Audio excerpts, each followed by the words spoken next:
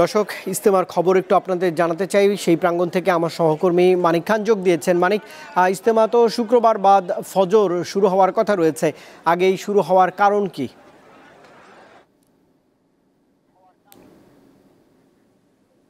বিশ্ব ইজতেমা ময়দানে এখানে হাজারো মুসল্লি জড়ো হয়েছেন বিভিন্ন জেলা থেকে।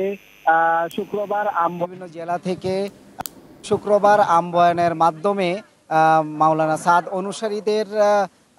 অনুসারীরা অংশগ্রহণ করবেন জানিয়েছে সংশ্লিষ্টরা। এখানে আমি যখন সকাল থেকে এখানে আছি, আমি দেখেছি বিভিন্ন অঞ্চল থেকে যেসব মুরব্বীরা এসেছেন এই ময়দানে, এবং তারা নিজেরাই আগে প্রথম পর্বে বিশ্ব ইজতেমা শেষ হওয়ার পর যেসব সমস্যা ছিল এই সমস্যাগুলা তারা নিজেরাই সমাধান করেছেন এবং বিভিন্ন টাইপের ময়লা যেসব ছিল সেই ময়লাগুলা তারা নিজেরাই তুলে নিয়েছেন এবং ফেলে দিয়েছেন, আমি দেখলাম। এখন আমরা যদি ইজতেমা নিয়ে আমি মুসল্লিদের সাথে কথা বলি তাহলে জানতে পারবো। আসসালামু আলাইকুম।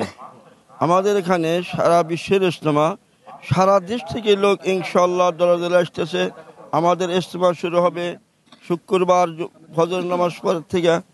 এখন ইনশাআল্লাহ আমাদের এখানে যারা উপস্থিত হইতেছেন, সারা দিনের কাজের জন্য উপস্থিত হইতেছেন, তারা দিনের কাজে এখান থেকে বের হবেন। তারা দিন প্রত্যেকটা মানুষের ঘরে ঘরে পৌঁছা দেবেন ইনশাআল্লাহ। সেই ইজতেমা এটা শুরু হচ্ছে সারা বিশ্বের ইজতেমা। এই ইজতেমা সারা পৃথিবীর জন্যই চলবে, সারা পৃথিবীর জন্যই হবে ইনশাআল্লাহ।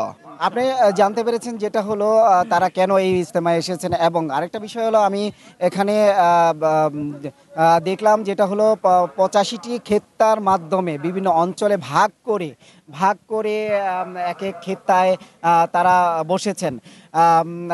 আগামীকাল যেহেতু শুক্রবার পবিত্র শবে বরাত, সেই শবে বরাত উপলক্ষে যাতে করে এখানে শবে বরাত পালন করতে পারেন, এবং বিভিন্ন অঞ্চলের লোক তো এসেছেন এবং শবে বরাত পালন করার জন্য নির্বিঘ্নে। এবং মানিক খান জানাচ্ছিলেন ইজতেমা প্রাঙ্গণ থেকে।